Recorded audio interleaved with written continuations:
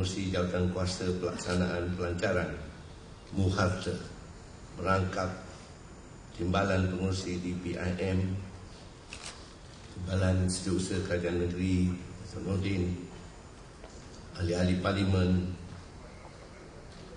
Barisan Kepimpinan DPIM, ketua-ketua jawatan, para hadirin yang saya hormati sekalian. Saya akan, kerana Menteri Besar, saya akan membaca teks. Ada dua, satu teks, satu nak saya buat sendiri. Jadi saya mulakan dengan teks, kemudian saya ada beberapa cadangan untuk saudara-saudara. Alhamdulillah, segala pujian dan kesyukuran kepada Allah Subhanahu Wa Taala yang memberikan kekuatan kepada kita hingga dapat berhimpun dalam majlis yang mulia ini.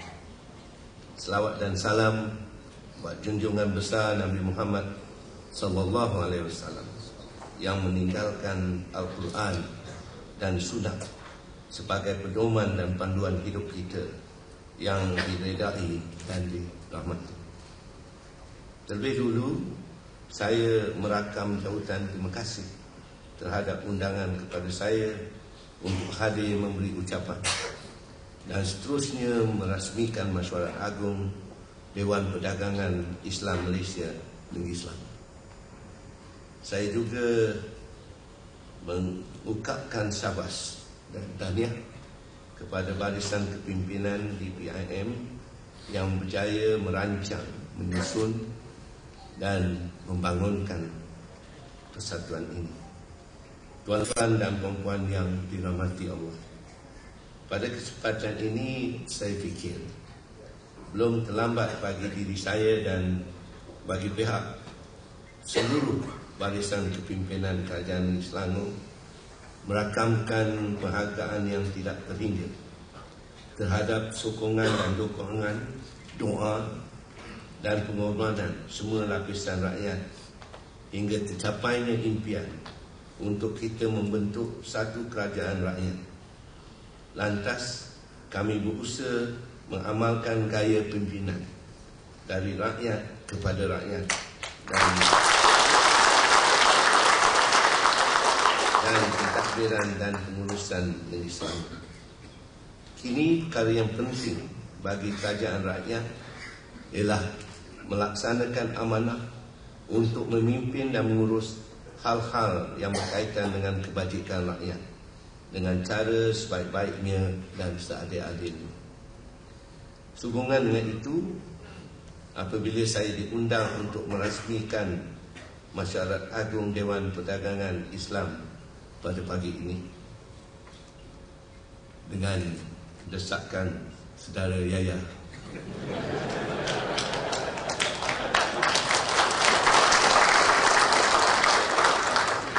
saya berasa selesa kerana saya seperti Tan Sri Ali lebih senang dengan bisnes daripada politik. Jadi saya selesa datang kemari di hadapan ahli-ahli bisnes yang meletakkan Islam sebagai dasar dan landasan perjuangan mereka. Saya juga berasa teruja untuk nanti bersua muka dan seterusnya mempelawa ahli-ahli dewan ini agar menjadi rakan dan sahabat dalam usaha membangunkan negeri ini ke tahap yang lebih hilang gemilang, insya-Allah.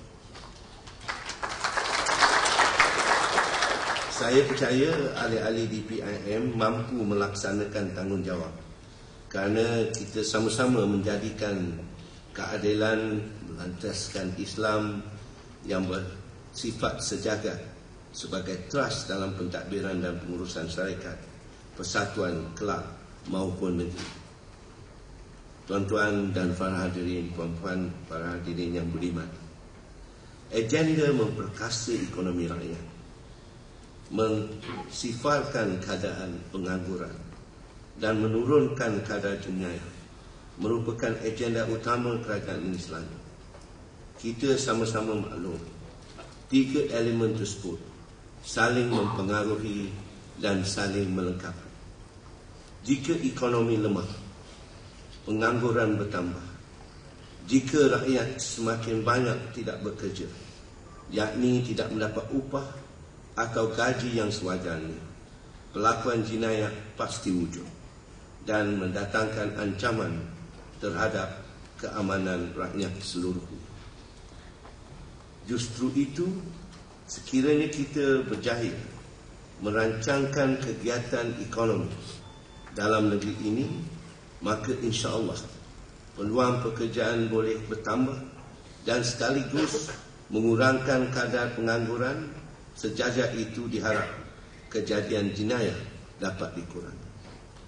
Sehubungan dengan perkara tersebut, kerajaan negeri komited dalam usaha melakukan anjakan pemikiran, menggerakkan keterlibatan atau komitmen semua pihak.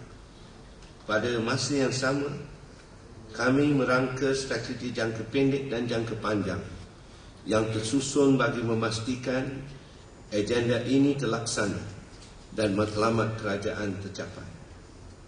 Perlu ditegaskan lagi, agenda memperkaskan ekonomi rakyat menjadi teras perjuangan kepimpinan Kerajaan Pakatan Rakyat di Negeri Selangor khususnya. Ia merupakan asas untuk membina masyarakat yang berdikari, berdaya saing dan berdaya maju.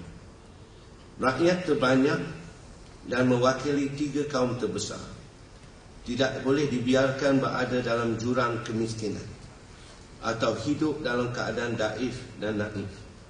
Lantaran itu, kita wajib menganggap kemiskinan umpama api dalam sekam.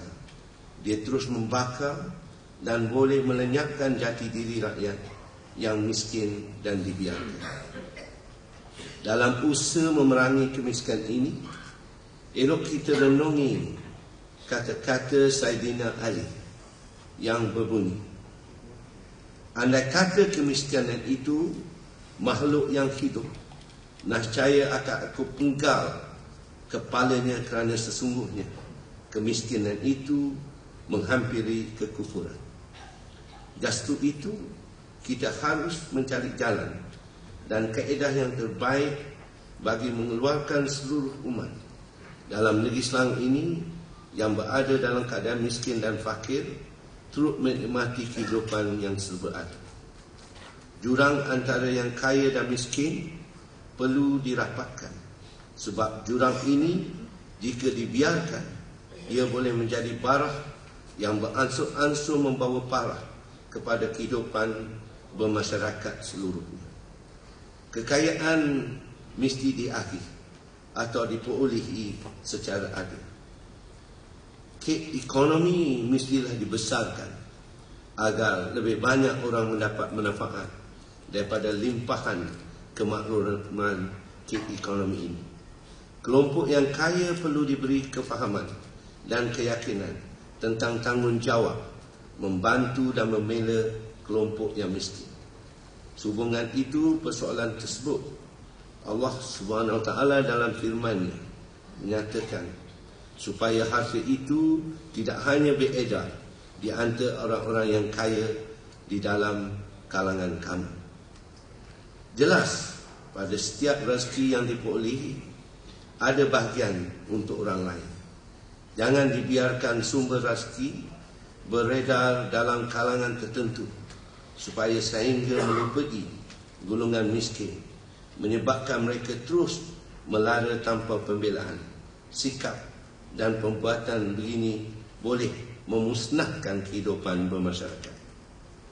Tuan-tuan, puan-puan yang diberkati Allah, kemakmuran dan kekayaan yang diberi Allah kepada bumi Selangor ini sejak merdeka hingga hari ini sewajarnya dapat melayakkan kita hidup selesa dan sudah mampu membantu saudara seagama di negeri ini, bahkan di negeri atau negara lain.